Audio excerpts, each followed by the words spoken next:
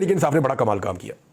ख्वाजा आसिफ साहब के, ख्वाजा साद रफ़ीक साहब के, एहसन इकबाल साहब के, मरियम नवाज़ के, नवाज शरीफ के और पता नहीं किसके किसके, ख़ास तौर पे ये PMLN के लोग हैं जिनके तमाम वो स्टेटमेंट्स पाकिस्तान तहरीक इंसाफ ने निकाल कर सामने चौक में रख दिए हैं सोशल मीडिया के, जिनमें वो हमूद रहमान कमीशन की बात कर रहे हैं, जिनमें शेख मुजीबुर रहमान के गद्दार ना होने की बात कर रहे हैं, जिनमें उस वक्त की जो मिलिट्री एस्टेब्लिशमेंट या मिलिट्री की क़यादत थी उनके ऊपर डायरेक्टली उंगलियां उठा रहे हैं। और वो स्टेटमेंट्स जो हैं वो इमरान खान के स्टेटमेंट से कदरे सख्त हैं, यानी और ज़्यादा सख्त स्टेटमेंट हैं जो नवाज शरीफ ने, ख्वाजा आसिफ ने, ख्वाजा साद रफ़ीक ने, एहसन इकबाल ने, मरियम नवाज़ ने और बाकी लोगों ने दिए हुए हैं।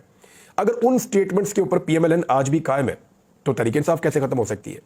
अगर उन स्टेटमेंट्स के ऊपर नवाज शरीफ पे गद्दारी के मुकदमात नहीं हुए और उनकी पार्टी पे नहीं हुए तो इमरान खान पे कैसे हो सकते हैं? देखिए, लॉ तो सबके लिए एक ही होगा ना। ये बातें तो माजी में भी की गई हैं। और एक नुकता और बड़ा अच्छा उठाया आज पाकिस्तान तहरीक इंसाफ के सोशल मीडिया ने।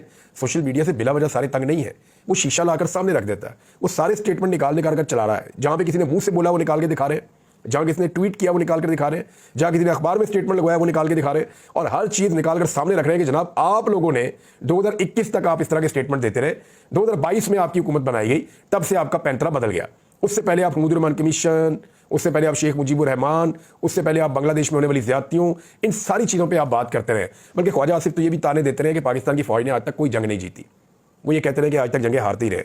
तो फ़ौज को तो इस तरह के ताने ख्वाजा आसिफ साहब ने माजी में दिए हैं और हो सकता है कि उनके पास इसके मुतालिक हक़ाइक़ हों, लेकिन अगर उन सारी चीज़ों पर आज कार्रवाई नहीं हुई ना तो इमरान खान के खिलाफ भी नहीं होनी। ये सिर्फ वक्ती तौर पर एक उबाल है जो इमरान खान साहब के सरेंडर ना करने की वजह से है, और ये भी ख़त्म हो जाएगा। देखना यह है कि इमरान खान साहब अपने तरीके से बाहर आते हैं या उस तरीके से बाहर आते हैं जो पाकिस्तान में राइज एक तरीकाकार है, जिससे तमाम लीडर्स एक प्रोसेस से गुजरने के बाद बाहर आ जाते हैं, यानी डील करने के बाद।